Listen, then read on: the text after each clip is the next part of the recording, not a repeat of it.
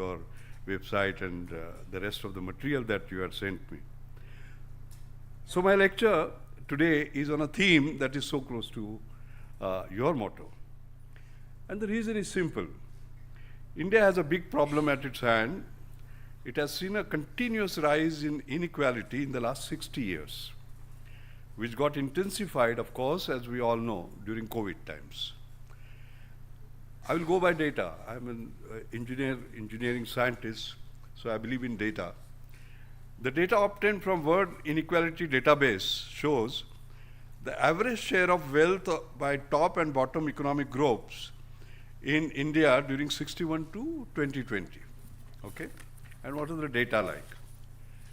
The data shows that the average share of wealth, bottom 50%, during 1961 to 1970, that means the decade of 60s, 1960s, was 12.29%. And during 2011-2020, it dropped to 6.12%. So from 12.29% to 6.12%. On the other hand, the average share of wealth of top 1%, which was 11.87% during the 60s decades that I talked about, rose to 31.55%. So 11.87% going to 33% plus, 31% plus. But this is just income inequality. If you look at the other data on multifaceted nature of inequality in India, encompassing income, wealth, education, healthcare, gender, digital access, regional disparities, and labor market outcomes, is truly worrisome. In fact, in our conversations, I just mentioned about this digital inequality, for example, because this is very recent. I want to repeat that for you. So a friend of mine during COVID times brought his grandson to me, and his name was Ved Gurjar. And he actually said, we have a problem with this child. So I said, what is the problem? He said, he knows everything. So I said, come on, that can't be a problem. I asked that boy to sit down. I said, tell me, which is your favorite subject? He said, all subjects. Confident, 8-year-old boy. Then I said, look, let us focus on one subject. And because it was COVID times, we focused on biology. I said, what is the difference between a virus and a bacteria? Perfect answer, 10 out of 10. Then I raised the bar. I said, there is something called mutation. What is mutation? Perfect answer, 10 out of 10. Then I raised the bar further. I said, there is something called spike protein. What is it? Not 10 out of 10, but almost 8 out of 10, I would say. So I was very impressed. And then we went to DNA. And on my iPad, I had this photograph of mine with Watson. Watson was a Nobel Prize winner. Watson and Crick discovered the double helical structure, as you know. And it was an old Watson. You must have seen some young picture. He couldn't recognize you. So I said, this is Watson, Nobel Prize winner. Immediately, Watson and Crick, which year they won the award, and also another lady which should have won the award, 8-year-old, no? Can you just imagine? Then I said, you know so much about Nobel Prizes. Who is the individual scientist who has got 2 Nobel Prizes? Tuck came the answer, Madame Curie, including the years, and for what? Then I said, no, Linus Pauling. He has also got 2 awards. He said, no, sir, you asked me about science. His first prize was in science, Nobel Prize, and second was for peace. 8-year-old who has not gone to school for 1 year because of COVID. Then I asked his grandfather and father, how come he knows so much about science? They say, we trusted him and gave him Google. Google is his guru. An 8-year-old. In the same week, around 20 kilometers away, there was a girl called Shraddha Pol. She was 15 years old. She committed suicide. Why? Because she could not do online studies. Why? Because her parents were so poor that they could not afford, the device, or smartphone, whatever, basically. Can you just imagine a 15-year-old plotting her own suicide? So when I look at India at 75, Ved is in India at 75, and this Shraddha Pol, so he's flying, Ved is flying, and this girl is dying, Bharat at 75.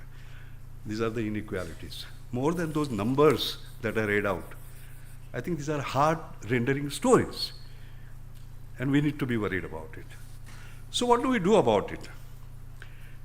India cannot simply wait for rising tide to lift all boats.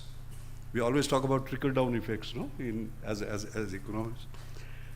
While addressing income inequality exclusively through standard policy interventions, what will they talk about? They will talk about tax and transfer mechanism, subsidies, welfare schemes, entitlements, and all other standard economic development practices that are focused more on competitiveness than on compassion. All right? So addressing these inequalities requires comprehensive policy interventions aimed at promoting inclusive and equitable development for all segments of society. And here comes the case of inclusive innovation. Now, an inclusive innovation, let me define it for you, because as a scientist, it is good to sort of create proper definitions. An inclusive innovation is an innovation that leads to affordable access of quality goods and services, which helps create livelihood opportunities for excluded populations on a long-term sustainable basis, and they can play a huge role in dismantling inequality. Okay? Now note that the emphasis is on livelihood opportunities, and it refers to affordable products and services which allow the resource-poor users to secure the necessities of life with a direct impact on elevating the quality of their life. The key idea is to create economic opportunity for resource-poor people to the ends of innovation, what people actually going to enjoy, as opposed to just an increase in their means, since increasing the incomes of the poor substantially can take generations. You know, let's say my parents were poor, I'm better off, my children will be better off, but it takes generations.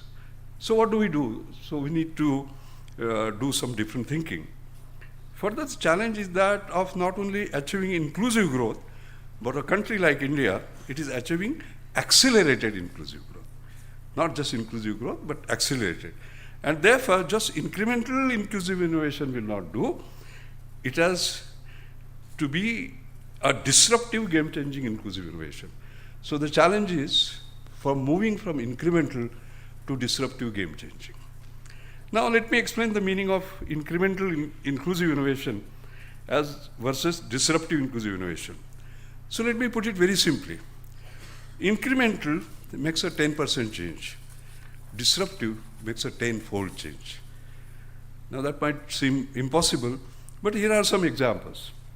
The question is, can we make a high-quality artificial foot priced at US $1,000 available at a price that is 30 times less, not just 30%.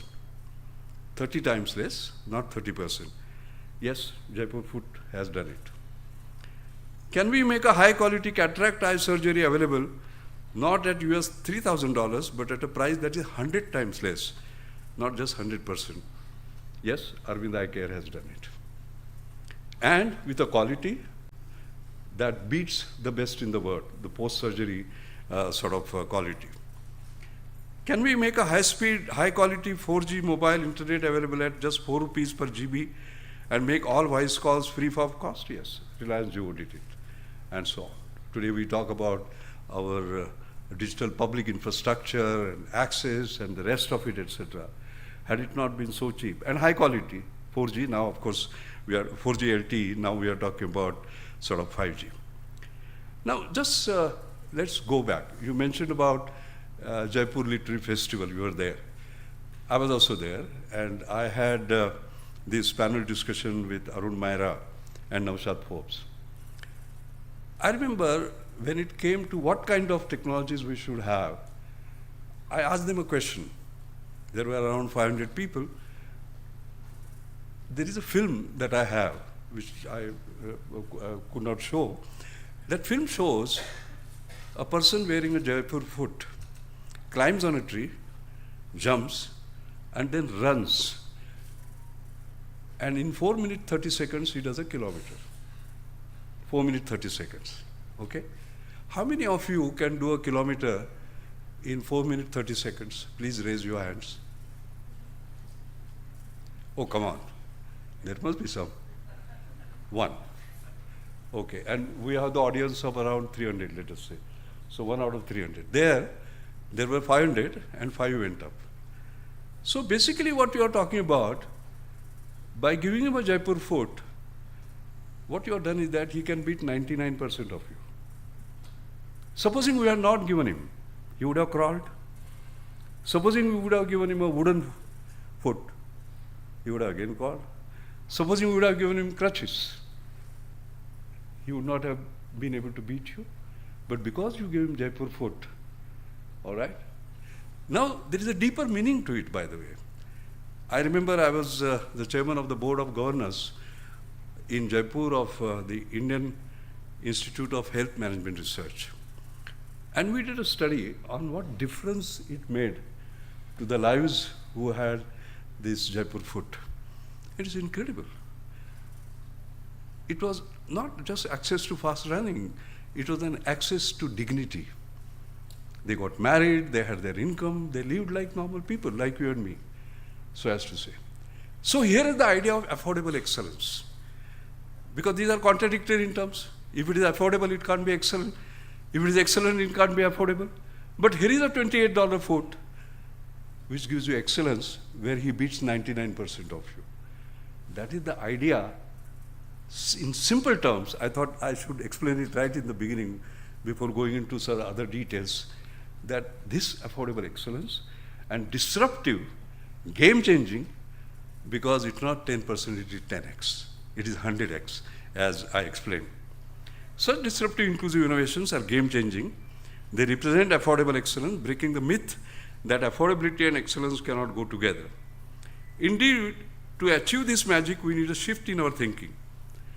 It is not just to produce low-performance, cheap knockoff versions of rich country technologies so that they can be marketed to poor people. Rather, the objective is to harness sophisticated science and technology know-how to invent, to design, to produce, and to distribute high-performance technologies at prices that can be affordable by majority of people. And building robust, inclusive innovation ecosystem needs several stakeholders to change the mindsets. That includes business houses, the government, the scientists, technologists, and so on. So because once you say that this is something that needs to be done, then each one of us starts looking at what are our role, what is the role of an institution like this, what is the role of government, and what is the role of scientists, and so on. So let me dwell on that subject. Now, business houses, they have to start remanaging the business. Business houses must change their mindsets. Besides aiming at technologically sophisticated, performance-rich products, they must move towards affordable, functional, but high-quality products. Rather than removing features to reduce costs, they must reinvent the products ground up. Rather than technology-push product and approach, they must move to customer-centric, market-based approach. Rather than using developed world products to transform the existing markets, they must build new global growth platforms based on emerging market needs. And further, the businesses must try to straddle the entire economic pyramid by not just aiming for premium price, high margin products, but also going for affordable price, high volume products. So it is like having a pie and then trying to compete and get greater share of the pie. No, increase the size of the pie. You understand? Once you start increasing it.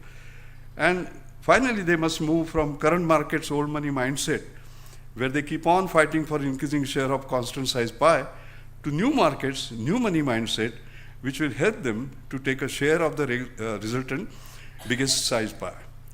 The truth is that it is only compassionate capitalism that will drive innovation, not just for those who can afford it, but for those who need it most.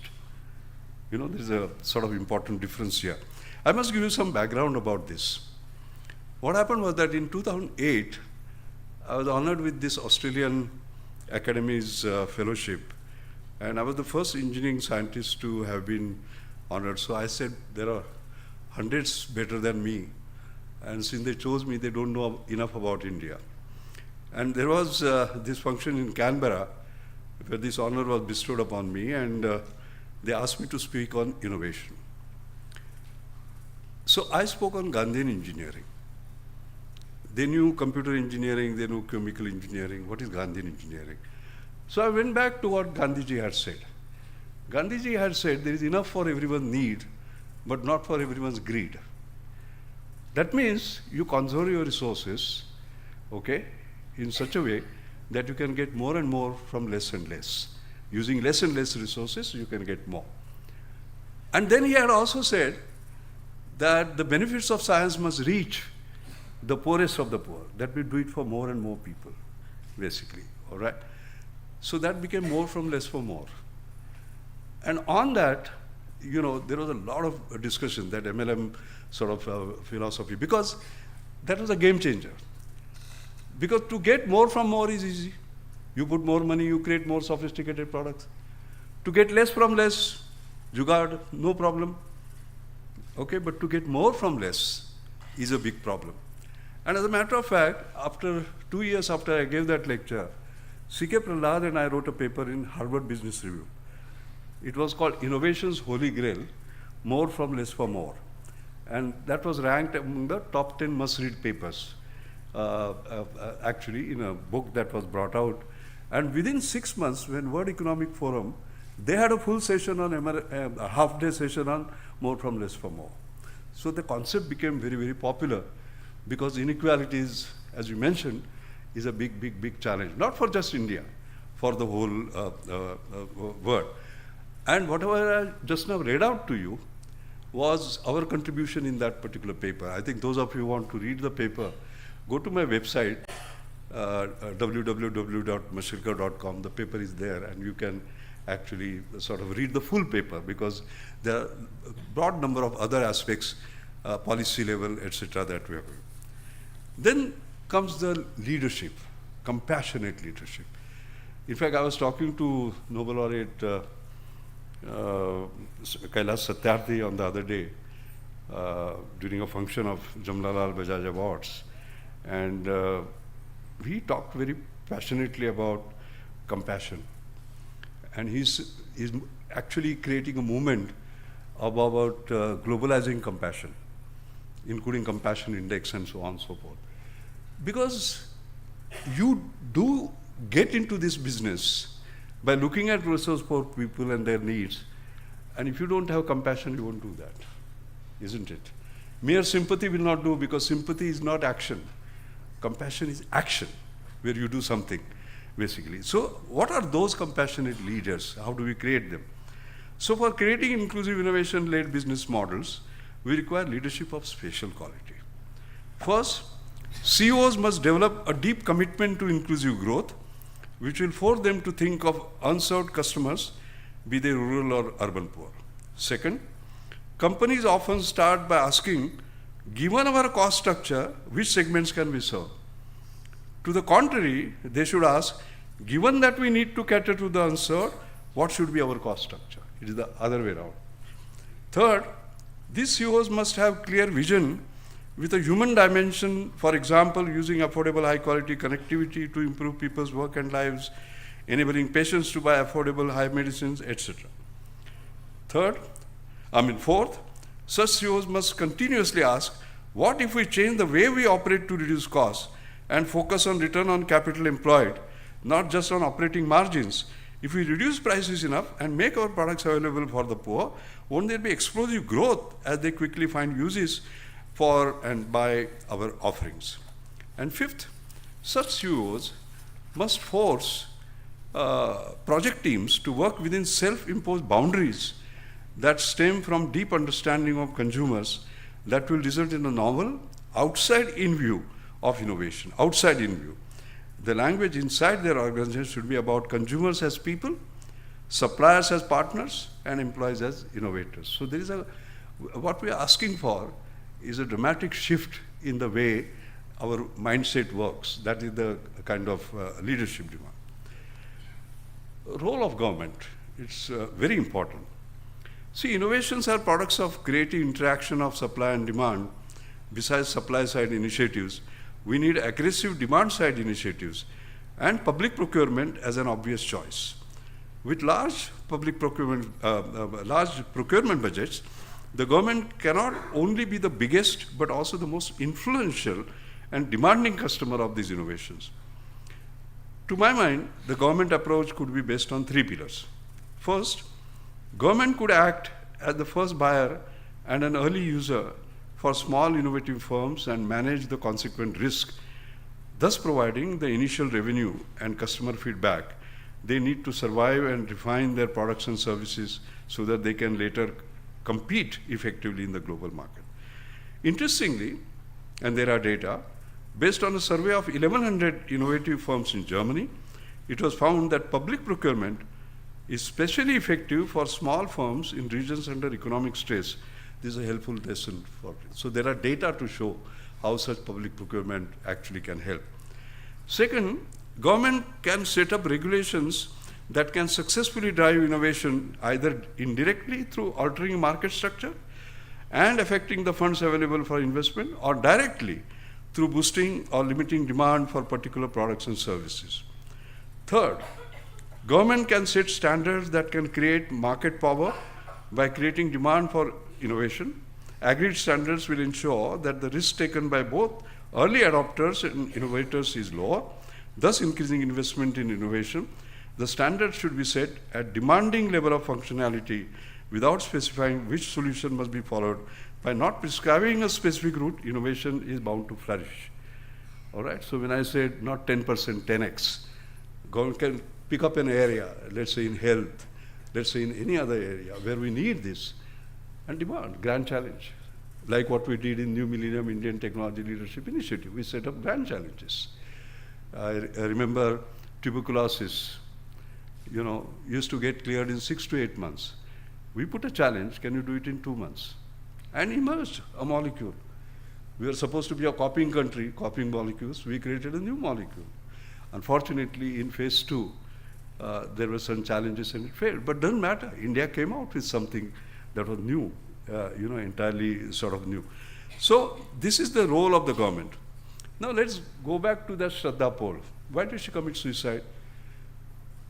Because her parents were poor and they could not afford, let's say, a tablet, right? I remember that in the New Millennium Indian Technology Leadership Initiative, laptop was $2,000. We said, can you do it in $200? And you remember the way we came out with something, but at that time there was no public procurement support to take it forward, because if it was $100 then, I'm talking about 2005, it would have been $30 today, basically, by scaling and the rest of it. Forget about that, Simputer. It was ahead of Samsung. It was ahead of, some features were ahead of iPhone, you remember that? And the New York Times correspondent had written about how that is the best product of that particular year. Where did it go? If that Simputer was supported by public procurement of the kind that I'm describing, today that girl didn't have to die. You understand? So I think government intervention in terms of this is very, very sort of important. We talk about startups and so on and so forth. Now, if you ask startups for a 10-year experience, where will they have it from? So Maharashtra State Innovation Society, for example, I'm the co-chairman of the society, and 2018 when we came out with the startup policy, I remember while addressing that meeting and the minister was there, I said, look, Sachin Tendulkar at the age of 15 scores a century in Ranji Trophy. But where is his 10-year experience and you don't take him in the test? Do we do that? We don't do that, no? So why not for startups? And we created an alternative policy with a proper framework where, doing away with the conventional tendering process, we created an alternative, basically, where you can give them a chance, every sort of year. Like there was this drones that they were created which can clean a liquid surface or move on a liquid surface. As you know, after Ganesh Chaturthi, the rivers in, due to immersions, the rivers in Pune, they are in a terrible state, and they were given a chance by PCMC, Pune Chinswad Pimpri Corporation. They got chance in other. It is all about opening doors. And today, they have become one of the biggest suppliers of surveillance equipment to Defense Ministry, so as to say, within 4 years. Within 4 years. So I think government has a big role to play. Finally, it is all about talent, technology, and trust. You know, we have to have trust-based systems because all our regulations are mistrust-based. We first see how it can go wrong and then put blocks and we can't sort of just move. So appeal to the government to move. Then roll up people like me, roll up scientists. Frontier to inclusive science. Scientists will have to be given special charters to work on cutting-edge science that leads to inclusion, a mandate of creating products that are belonging to the category of affordable excellence, and back it up with systems and processes that will create acceptability and accessibility in rural masses. New matrices for judging individual as well as institutional performance are needed for this purpose. We measure citation index, we measure innovation index, but not a compassion index. Can we think of a compassion index, for example, which in turn is linked to the inclusion that you finally are able to achieve as an outcome. Further, the power of competitive grant challenges that set up targets for achieving audacious lowest price, highest performance, like I just now mentioned, should be fully leveraged. The ensuing competition will ignite unconventional and bold thinking and will make possible solutions for impossible looking top problems. So I have talked about different sectors. Now let me come. People call me a dangerous optimist. And I'm dangerously optimist because of the young people who are sort of sitting here, you know. And each one of them will live for 100 years. All right, longevity has increased, so they have a long span to go. I'm 82, I'm playing my final innings. One day he calls and I will go. So we are looking at these young people. And there is a good news I want to give. This good news is that we are seeing now young heroes who don't want to make $1 billion company, but want to bring smile on the faces of 1 billion. You understand? Because of their compassion. So my heart warms up to see young, educated scientists, technologists, and entrepreneurs commit themselves to this cause of disruptive, inclusive innovations. And this motto is not to become a billionaire, but to bring a smile on the faces of 1 billion people. So I started this Anjani Mashelkar Foundation in 2010 to honor such young unsung heroes. And there's a little story how I found that. Many of you may not know my background. I was born in a very poor family. My father died when I was 6. I was born in a village called Mashel. And my mother, who could barely read or write, she never went to school, brought me to Mumbai. 2 meals a day was a challenge. There are a number of nights when I've gone hungry. I walked barefoot until I was 12. I studied under street lights. And the miracle happened when at SSC, Secondary School Certificate Exam, I stood 11th among 135,000 students in Maharashtra, and I got a Tata scholarship, just 60 rupees per month. Tata's never even they didn't realize 60 rupees was gone, but to me, that 60 rupees is because of which I'm sort of standing here. I could basically study. So this has been sort of the background. And when I was the Director General of CSIR, I remember for 11.5 years, from Delhi to Pune, I would make a trip on Friday evening, and Sunday evening I'll go back because I'll be in my lab, you know, because in Delhi you can't do science. You had to come back to my lab in Pune. And each time, you know, I have this habit of carrying some cash in my pocket like I'm doing now. I would hand it over to her. Never asked her what she did with it. When she passed away, my daughter Shruti was organizing her saris and the other things. And all that money was kept there, by the way, with a note. She, of course, wrote in Marathi, but I'll give you the approximate English translation. She said, don't forget our roots and help those who do science for the poor. That's where this foundation was created. Now, this foundation is a very tough one, by the way, 13 years, the awards. Making high technology work for the rich, very easy. Making low technology work for the poor, very easy. The foundation gives awards only to those who make high technology work for the poor. Number one. Number two, I am not a great believer in best practice. I am a believer in next practice. Our next practice has to become the best practice for others. We should not be taking pride that I copied this, and I am now the best. So these are very two tough criteria. So if you go on our website, Anjani Mashelkar Foundation, you will find the award winners, and each one of them satisfy this criteria, by the way. That's number one. Number two, many times we have inventions but not innovations. They lie in our laboratories, etc. Here, you will find all of them. Some have gone to 12 countries, some 14, 1 to 40 countries, basically. Make in India for the world. That's the kind of impact that they have made.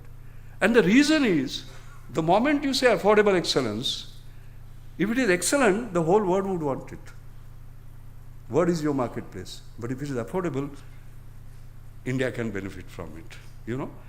So it's an unusual combination. I won't have time to speak about all 13. I will pick up just three of them. You know, Rahul Rastogi, he had a challenge that his father had heart problem, and he had to take him in the middle of the night to take his ECG. But he had worked for Samsung, and he was a great electronics engineer. So he said, why don't I create a portable ECG, okay, which I can carry in my pocket, like I'm doing now. This is the portable ECG. This has gone to 12 countries, including US, Europe, and more than 3 million scans have been taken by them. And this is a medical grade ECG, by the way, okay? How do you work on it? You have your two sensors here. You put your thumb there for 15 seconds. You have a sensor here, okay? This is your heart, 15, 15, 15 seconds, 15, 15, 15 seconds, above and below. And a medical grade ECG will go wherever you want. What does it mean? Just imagine, in a rural village, an old woman starts having a pain. You will put her in the bullock cart or a motorcycle or a jeep, depending upon your condition, and take her a few kilometers away. You don't have to do that. As long as the promised connectivity is there in villages, she can do this simple thing. And the best cardiologists in the world can have it, whether it's in Pune, whether it is Hyderabad, whether it is somewhere else, etc. Can you see the difference it can sort of make? So when I talk about affordable excellence, and this is disruptive because, and you can buy it, by the way, on Amazon, 4,500 rupees. That's all that it takes, as a matter of fact. And over 3 million scans have been done around the country, 5 rupees per scan, if you can just amortize the cost and so on and so forth. Okay, so this was one of the winners. The second winner was Mihir Shah. What did he do? He had challenge because his one of his relatives, in fact his mother-in-law, did not get the breast cancer detected in time, and she died. And he said, why does she have to die? And he created a device, basically, which you just move on the breast, and within 2 minutes you come to know whether you have this thing or not. This US FDA certificate, US patents, all sort of cleared, including the European certificates and so on and so forth. He has gone to 20 countries now. And I'm very happy to see in India, this is being widely used now. I met the Chief Minister of Goa. They had set a target of 1 lakh women screening, out of which they found 34 had cancer, by the way, and they were immediately sent for treatment. And you would have seen the news report coming 5-6 days ago for sort of, can you just imagine $1 and the screen? No mammography, no pain, you know, particularly for older women, etc. What challenge it could be. Again, 20 plus nations, as I said, that's the second. The third one is Mishkin Ingawale. Young fellows, these are all, by the way, around 30 plus minus, basically, when they were given the award. Some of them have become older now. Now, Mishkin Ingawale, he found that the women in villages, you know, they were dying of anemia. Why? Because lower levels of hemoglobin were not detected in time. Why? Because they did not give blood. Why? Because they thought that was precious. So he said, fine, we'll create something non-invasive. So he created a device which you just put around the finger, basically, and you know what is your hemoglobin. But making high technology work for the poor. He used photoplethysmography, spectrophotometry, advanced software on photon scattering to create that, making high technology. And the charge is just 5 rupees, okay? But then, as I said, best practice to next practice. This was the best practice now, because no nurse is required, no blood sample is taken and sent to lab, etc., etc., okay? But he created the next practice. He created a special camera where the picture of conjunctiva is taken by reflectance photometry, and you know exactly what your hemoglobin is. Okay, now it is going places. So, 2 principles, making high technology work for the poor, and not best practice, but the next practice. Non-invasive, these are limits of non-invasive. Year before last, we gave an award to Schwasser. What is Schwasser? The odometry of your mobile phone is trained, artificial intelligence is used, and you just have to cough into it, and you know what is your state of the lung, basically. This is again going places. Government of India is now, because tuberculosis is coming back, so this is, now what are the costs like? A spirometer would cost 1.5 lakh. You already have a phone, so nothing. A spirometer test will take 90 minutes. This is instant. That spirometer test will cost you 1,500 rupees. This is nothing, okay? Now, can you just imagine our young people are creating breakthroughs which are ahead of the rest of the world, where you cough and you know the lung, you look and you know what is the hemoglobin. These are the advances that are taking place. Now, one very important point I want to make, because I appeal to scientists. Scientists will say, "Arey yaar, kya baat kar rahe ho?" Because unless I paper 3-4 research paper in top journals, I won't get my PhD. The supervisor also says, if my publication list is not good enough, I will not get promotion, to kya kare? But what I want to tell you is that in each of these cases, there is a high science and there are research papers.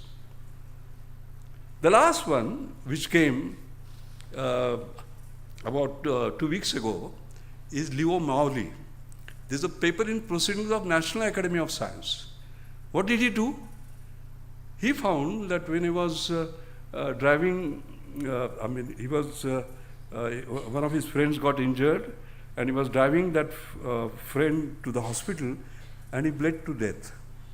He said, no, I must create something by which the bleeding is stopped within, let's say, 2 minutes. And he created a special this thing, which has gone to 40 countries today.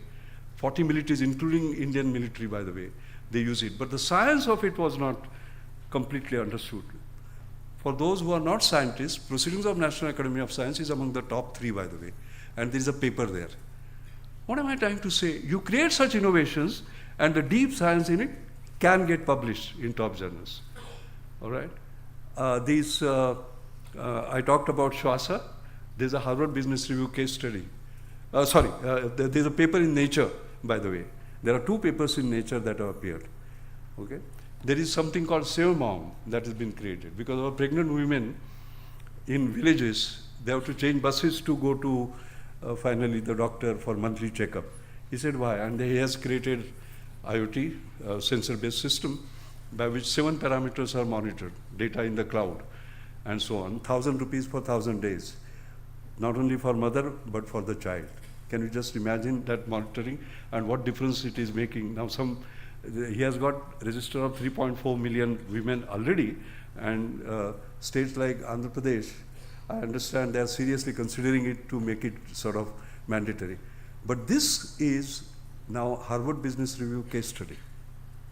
So I'm talking about paper in Nature, paper in PNAS, Harvard Business Review case study, etc. So it is not that if you will start working on that, your promotion will be denied, you will not have papers.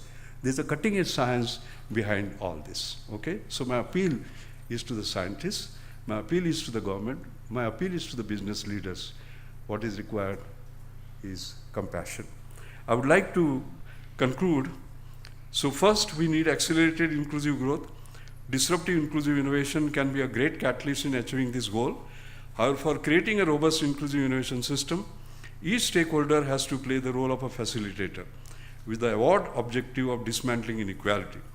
Second, compassion with action rather than mere sympathy with no action is the way forward. Compassionate capitalism is an essential part of it. Third, we should be driven by the thought of seeing the smiles on the face of 1.4 billion Indians rather than smile on the faces of just a few, privileged few. If we do it all, we can imagine what India at 100 will be.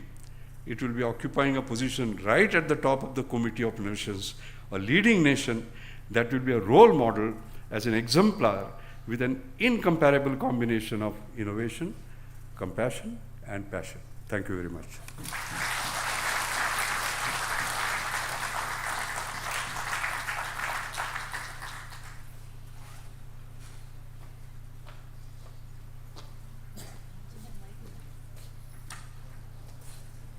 Any questions from the audience?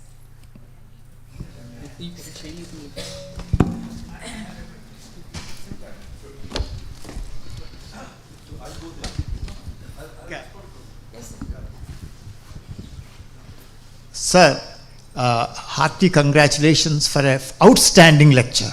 I have enjoyed every minute. The question is, now you have already given the inequalities, fantastic data you gave at the beginning. Now we had 100,000 startups during the last decade. But we now talk more about $5 trillion economy, $10 trillion economy, and the $13 trillion economy. The focus should be on how do we benefit, you see. $100,000, 100,000 innovations have not yet resulted in good inequalities, which with the focus of the lecture. What do you think should we do to have a policy, innovation policy or startup policy, so that for the next decade we can be better? Second point is, sir, this is the Foundation Day lecture, and all of you know that we have got an excellent center for innovation here.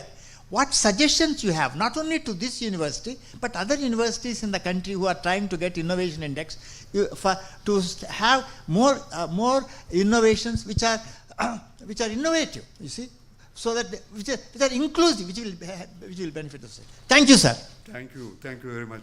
No, these are excellent questions. I like what is happening to the startups. In a way, it is a big movement today. As we see, they are growing exponentially. 2016, we had just 476 registered ones, but 2021, within 5 years, we had 70,000, 476 to 70,000. As far as the market the valuation is concerned, you know, there is something called unicorn, which is $1 billion market cap. Until 2016, we had one unicorn per year. In 2021, we had one unicorn per week, almost 44, not 52. And most importantly, I did an analysis of where did they come from? Did they come from IITs, IIMs, elite institutions, Tier 1 cities? No. 50% of them came from tier 3 cities and tier 2 cities. That is democratization of this thing. So I think the affordable digital public infrastructure that we built is showing the results. Out of which, how many of them will belong to what I just now said?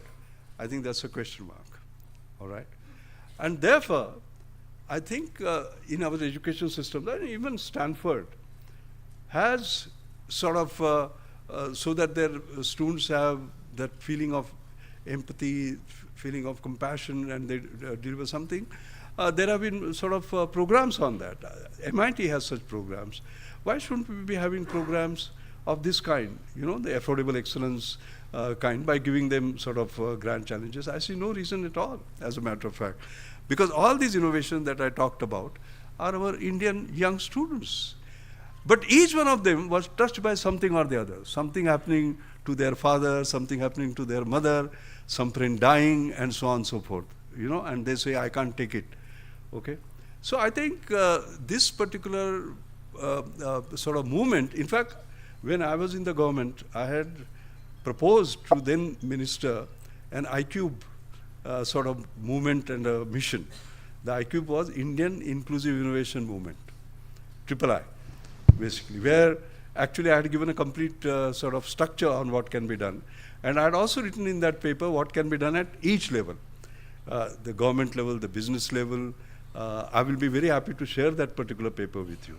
You know, so within our incubators, and more importantly, the accelerators, because incubate, you can, some ideas, but then the accelerators and scalerators are important, because otherwise they will sort of remain. Then I have actually prepared a kind of, I will not call it white or black or brown paper. Nowadays, once a white paper comes, a black paper comes, and I don't want to talk about that. But there is some solid background. There is, I acted as a World Bank consultant for China when they brought in inclusive innovation. And there is a massive report on what they can do. You might wonder why China wants to do it. China wanted to do it because the inequalities were rising so much that social disharmony was going to come in a big way. Among the 5 top worries that they had, one of them was social disharmony, by the way. And they thought that this would be a masterpiece. That is available also. I'll give you a link, basically, where we have actually specified what needs to be done. You know, it's a very sort of fine report. It was not only my brain, there were others, economists, social scientists, because in this particular case, social scientists become very important. It is not science, but behavioral science that sort of matters. So all inclusive, this is available. I think it's a question of our taking a lead and saying that we can do it. Right, thank you. Excellent question, thank you very much. Sir, thank you for a wonderful lecture. Can you speak into the mic? No, speak into the mic. Hold it close to your mouth. Yes, sir. Am I audible now? Yeah. Yes, sir. Sir, I was drawing a parallel, and this is more out of a confusion that I have. I have read the work of Vijay Govindarajan, who talks about reverse innovation. And today the topic was on inclusive innovation. Do you draw any parallels to these two concepts, or are they very different? No. I think what Vijay Govindarajan is talking, I've studied him very well. In fact, by the way, it's very interesting. He has given one lecture where this film that I talked about, you know, the Jaipur food film, where he climbs, drops, and then runs. He shows it with my background voice in that, but doesn't mention Raghunath Mashelkar. It's very interesting. I've known him for a long time. His idea is different. What he's talking about is like this. See, if you look at India's competitiveness, I have a table, actually. If you go to my website, there are papers. And in those papers, you will see in one of the papers, the comparative advantage of India. So what I did was, I said, it all began very interestingly. When I was the director of National Chemical Laboratory, 1989, I'm giving you the full background, and then I'll come to reverse innovation, where its origin lies. So 1989, when I took over, this was 2 years before liberalization. So what was the state of affairs? We were import substituting, copying, reverse engineering. Our patent house also helped us because only process patents were accepted, product patents were not. So we could copy anything. Like there is a new drug that is created somewhere, within 18 months we will copy it. That is how we became the pharmacy of the world, generics. And we support, send the best generic, the highest quality around the world. And that's a great thing. But that was because we were allowed to copy any new molecule. Not anymore. After TRIPS 2005, we changed everything. Now, my problem was that any time we did something which was ahead of the rest of the world, you know what will happen? I go to industry and they would say, "Arey, but Japan has done it, has US done it, has Europe done it? How can you do it?" You understand?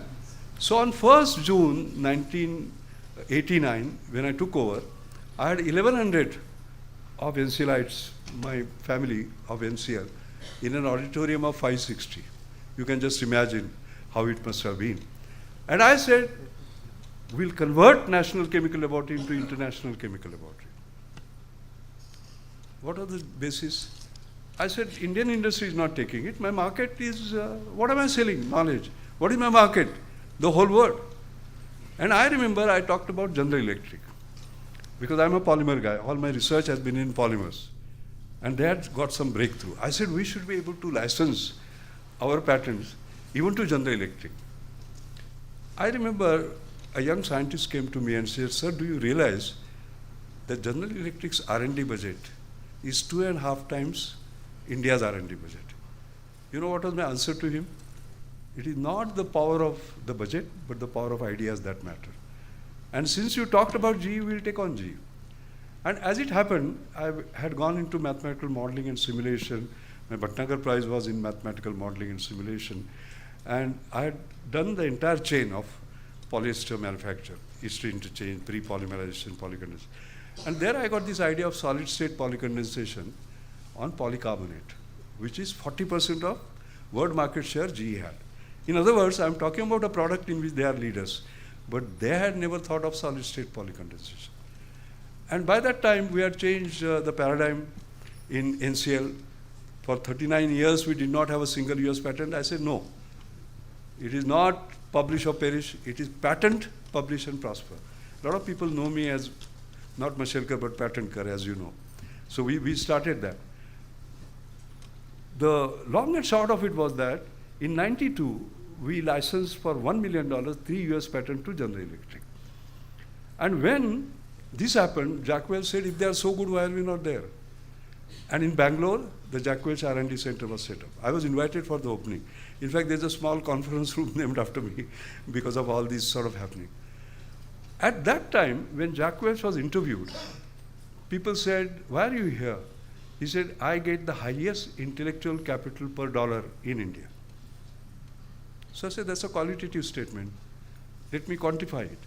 And then actually, by taking care of GDP, the parity and the rest of it, I found for a publication, for a patent, how many dollars do we spend by normalizing it? And we come right at the top. You get my point? That highest intellectual capital per dollar. That's why today you see India has become a global R&D platform. There are more than, I think, around 1,200 R&D setups of all big multinationals. Why are they doing it here? Not because they love us, because they get the highest intellectual capital per dollar. And almost many of these companies, by the way, almost 1/3 of their IP is getting generated. Indian IQ is, which is available at affordable cost. So what he's talking about is exactly that. What is reverse innovation? You do the innovation and create products for the rest of the world. That's all. Usme kuch nahi hai. That's what it is. Okay? Yeah, good afternoon, sir. Sir, first of all, thank you very much for a wonderful session. Because since I start reading, I always read about you in the newspaper. I saw your news in the TVs and all. So my question is that, don't you think that most of the times the affordable innovations are the outcome of the necessity? So don't you think that the necessity is one of the major, we can say that the flow to have the innovations at affordable prices? Yeah. No, that's very obviously the right sort of deduction. Because as I have written in C.K. Prahlad and my papers, scarcity and aspiration is a great driver for innovation. All right? My National Innovation Foundation, of which I was the chairman, we believe that everyone is someone, and minds on the margin are not marginal minds. Each one. And we used to give awards. Every year, the president would give the award. So what would happen is that necessity part that you talked about, people will see a problem and get a solution. I'll just give you an example.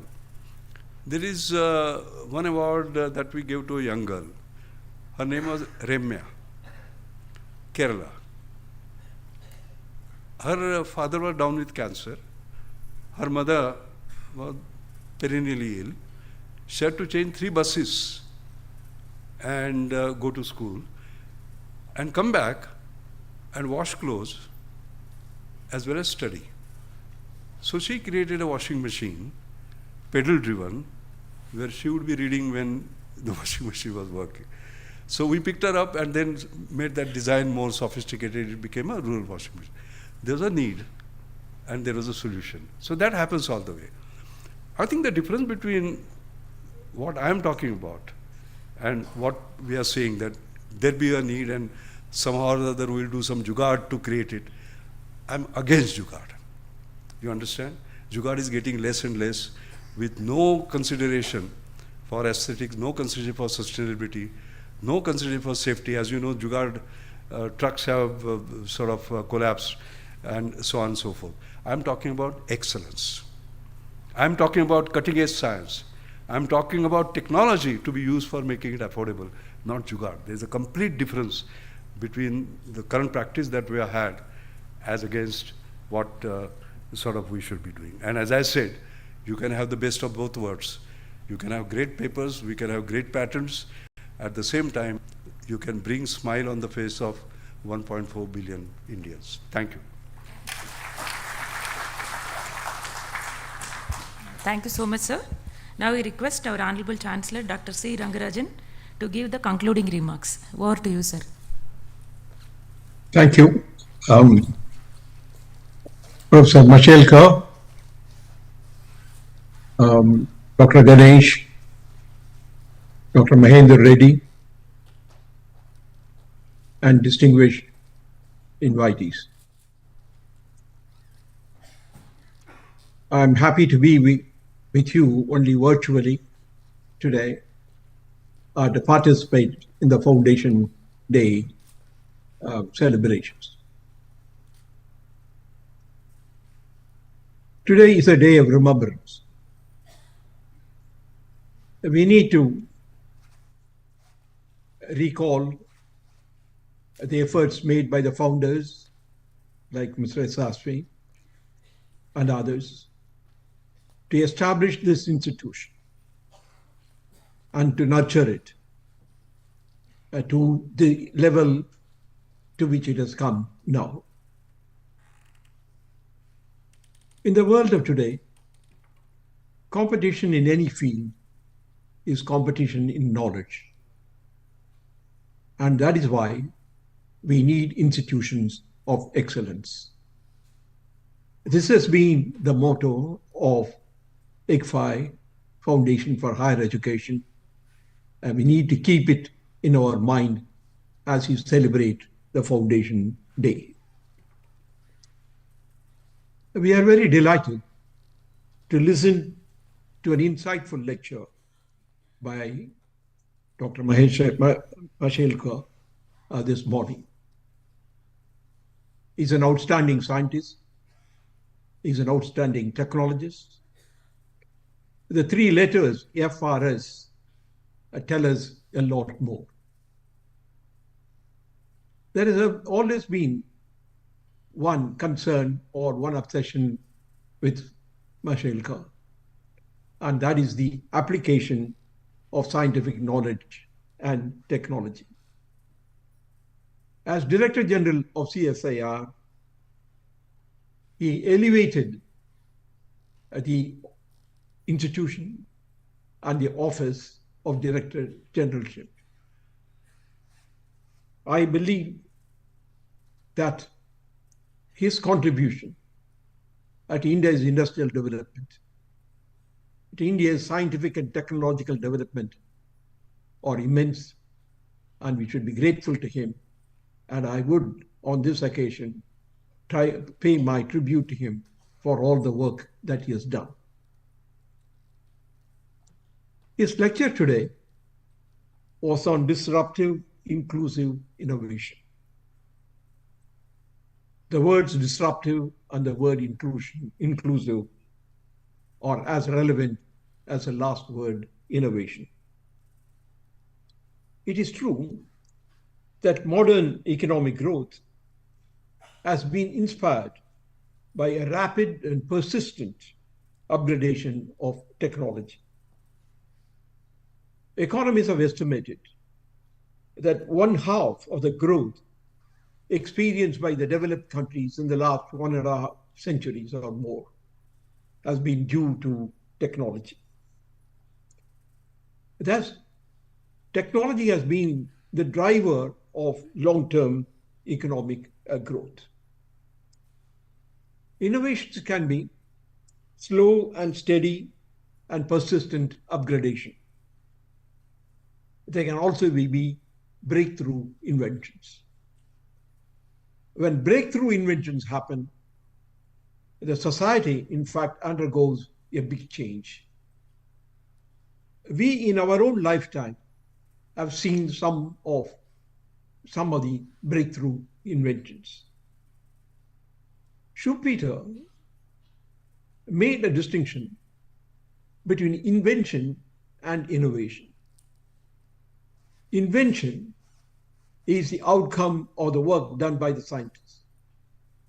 Innovation is done by the scientist and the entrepreneur joining together. It is the entrepreneur who takes what the scientist or the technology has done and makes it or converts it into products that are useful and beneficial to the people at large. Mashelkar used the word, as I said, disruptive. Schumpeter called all innovation as creative destruction. Something has to be destroyed in order to create something. In some sense, disruptive also does it, but does it for a holy purpose, a good purpose. In today's lecture, Professor Mashelkar brought into focus 3 elements. He first talked of inequality, and then he talked of role of technology in this, and finally he also emphasized what is disruptive and what is inclusive. Inequality is a problem, but there are difficulties in estimating inequality also. The numbers that Mashelkar gave are inequality in wealth. In fact, inequality in wealth is always the highest because wealth is a stock. It is created over a period of time, and therefore inequality in wealth is always high. Inequality in income can also be there, but they are less pronounced than in inequality in wealth. One can also measure in inequality in consumption expenditure. That will be even slightly better than inequality in income in terms of the ultimate purpose. There are problems, as I said, in estimating, particularly in India, where, for example, bulk of the income is getting originated in the unorganized sector. The calculation has become very complicated. even though Piketty and others have made the calculations, I will take all the numbers that are given as the estimates of inequality somewhat with skepticism. But that does not take away from the fact that the inequality is very high, and that inequality may have increased over the period. I'm not disputing that. But the actual numbers, I would say, are somewhat, have to be taken with some reservation. In fact, in India, income distribution is not available. The Central Statistical Office does not do it. There is only some of the private agencies which have done it. In fact, from the distribution of consumption expenditure, they derive the distribution of income, which is somewhat skeptical. I think one is skeptical about that. But I will leave that. In fact, I would say that in a developing economy, the more important thing to look at is actually about the reduction in the poverty ratio. This again is not as simple as that, because there are innumerable questions which are raised about what is poverty? How do you define a poverty? There have been many committees which have went into it. Perhaps the last committee that went into it was the one which was chaired by me, that was constituted in 2012, and the report was given in 2014, and not much action has been taken on that, because what is poverty is not very clear. And there are two approaches. One is the consumption expenditure approach, and the other is the multi-dimensional poverty index. But it is true that the multi-dimensional poverty, as estimated by the Oxford Group, which is now followed up by Niti Aayog, clearly shows that as the growth is strong, poverty gets reduced. I will not quote the long paragraph. I will quote only one sentence. The global multidimensional poverty index for India was cut by half due to deeper progress among the poorest. Thus, within 10 years, the number of poor people in India fell by more than 271 million, a truly massive gain. Having said all of this, I endorse what Mashilkar has said. There is inequality. There is lack of opportunities at the lowest level. We really need to focus our attention on how to improve the level of living. And he used the word livelihood. Increase the livelihood opportunities at the bottom level. Some people used to call it the bottom of the pyramid, which we need to focus attention. And his lecture this morning was focused on technology. As I mentioned earlier, technology has played a very important part in raising the living standards of the population in the developed countries particularly, and it is happening in India. My understanding of what he said was that essentially technology should focus on innovations which provide to the poorer people the facilities and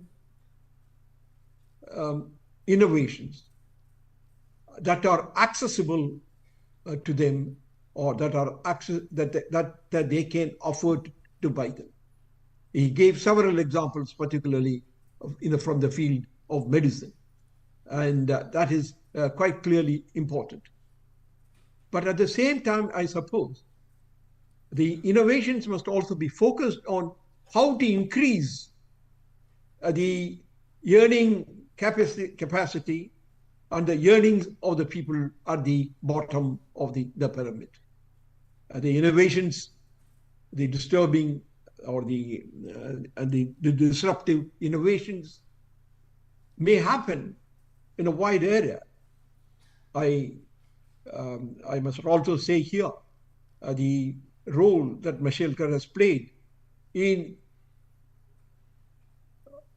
accelerating innovations in our country. The foundation that he has created in the name of his wife is a good example of how to encourage people to enter into new areas and to evolve innovations which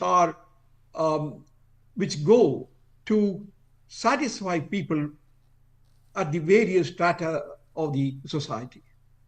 Therefore, there is a case for what he has talked about, but there is also a case for looking at innovations or creating innovations which go and help the people at the bottom levels to increase their earning capacity and increase the output. This one may be slightly different from the other.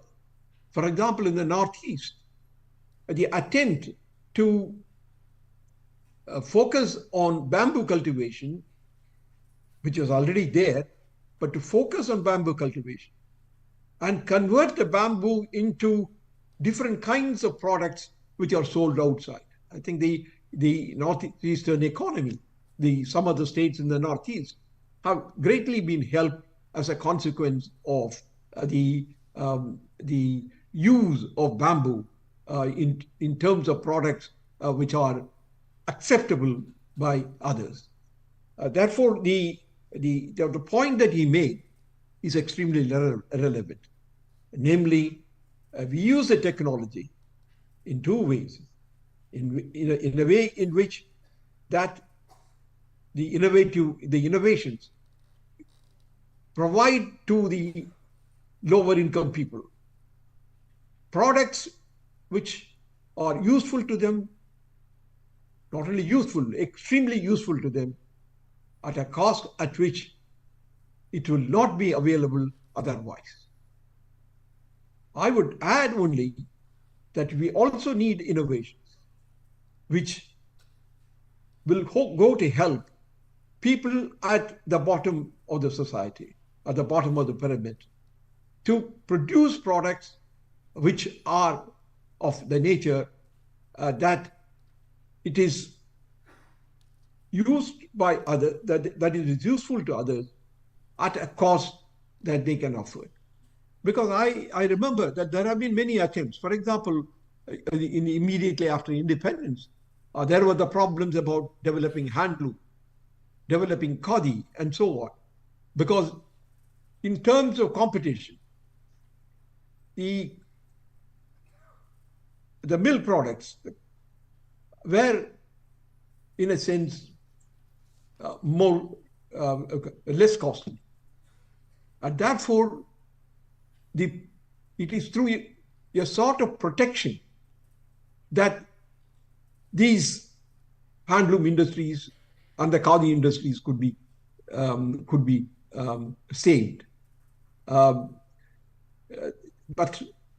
the problems continue, and therefore, the innovation in the direction of enabling people at the bottom to produce goods at a cost which is competitive. In the final analysis, the government can help and others can help. But in the final analysis, the help can come only when those products are found to be useful and relevant at a competitive cost. I would only say that the lecture today provoked our thinking in the area of what needs to do in order to provide the livelihood to the people at the bottom. And the focus should be not only on providing goods and products which are affordable to the lower income group people, but also enable them to produce products that will that is competitive and that is found to be useful by the people at large. I said a few things about the inequality at the beginning, but let me reassert that the focus of the lecture is critically important. We cannot allow inequality to keep on growing. True, in the early phases, eradication of poverty is most critically important. But in order to attack the problem, innovation is one thing. Growth is also important.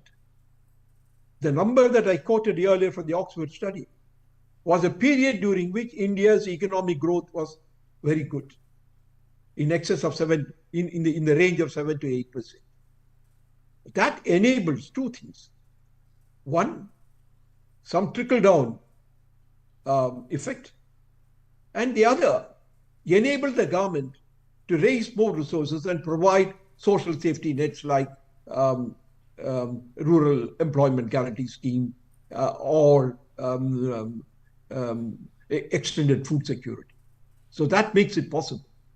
Therefore, it is a combination of things which I believe will ultimately help to improve the bottom deciles of the population.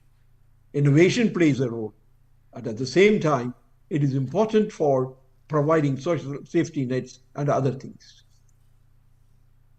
The nation, in the final analysis, must walk on two legs: growth and equity. And if we ignore any one leg, the country can only limp along.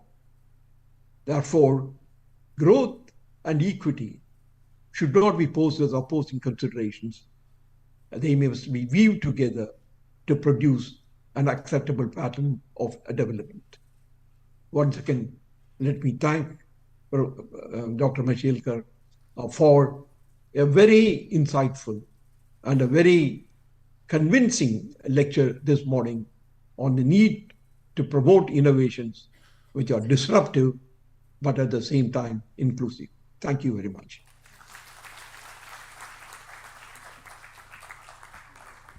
Thank you so much, sir, for giving emphasis both on affordability as well as employability as well as growth to the bottom of the pyramid.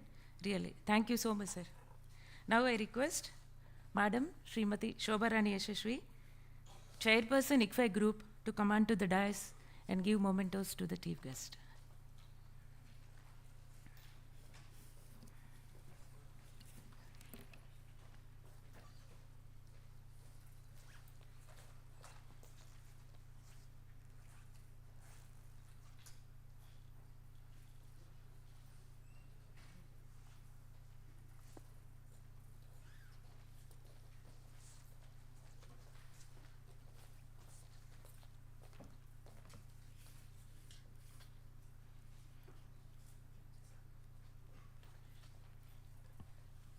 To present a memento to our chief guest, Dr.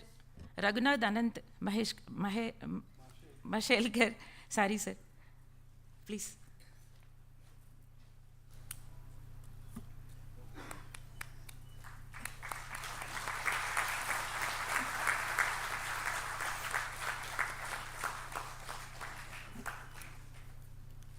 Madam, 1 second.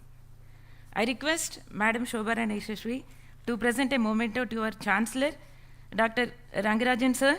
On behalf of Rangarajan sir, I request our Vice Chancellor, L.S. Ganesh, to take the memento, please, sir.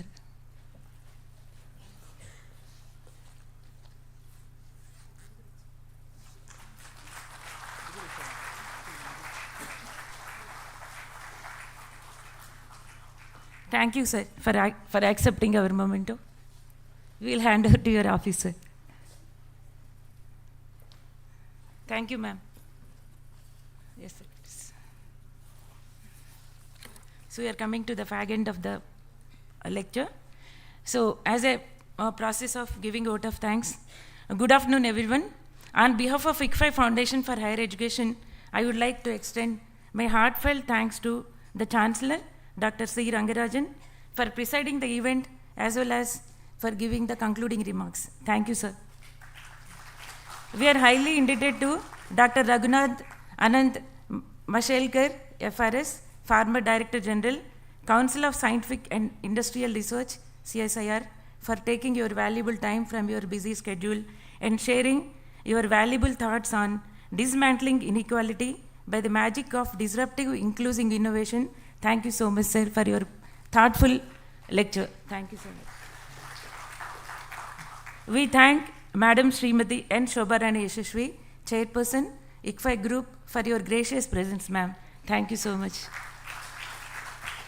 We are thankful to Sri V.R. Shankaragaru, President, Icfai Group, and Board of Governors of Icfai Society for his continuous support all the time, and also for making this event a grand success.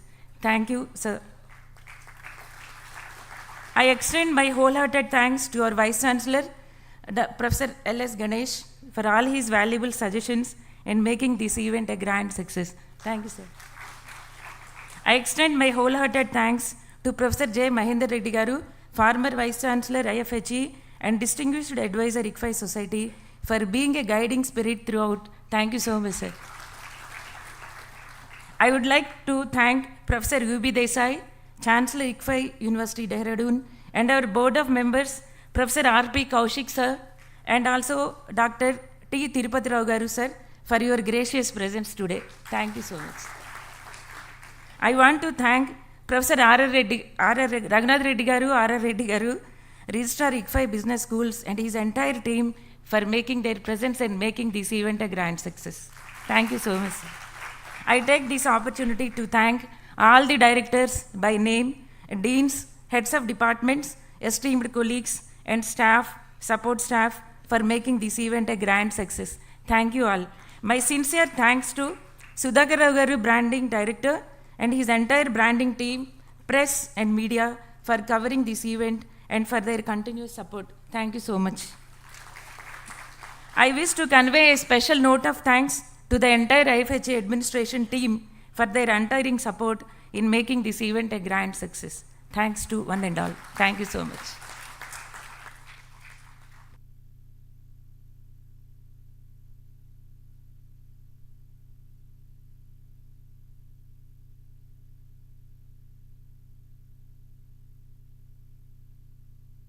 You can disperse now. Thank you so much.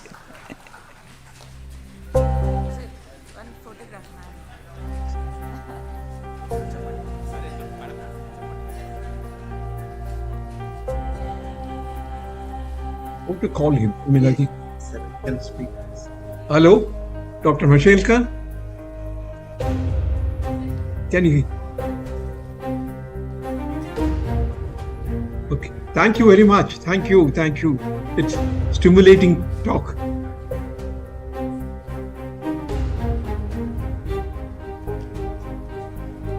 Yeah. Thank you. Thank you.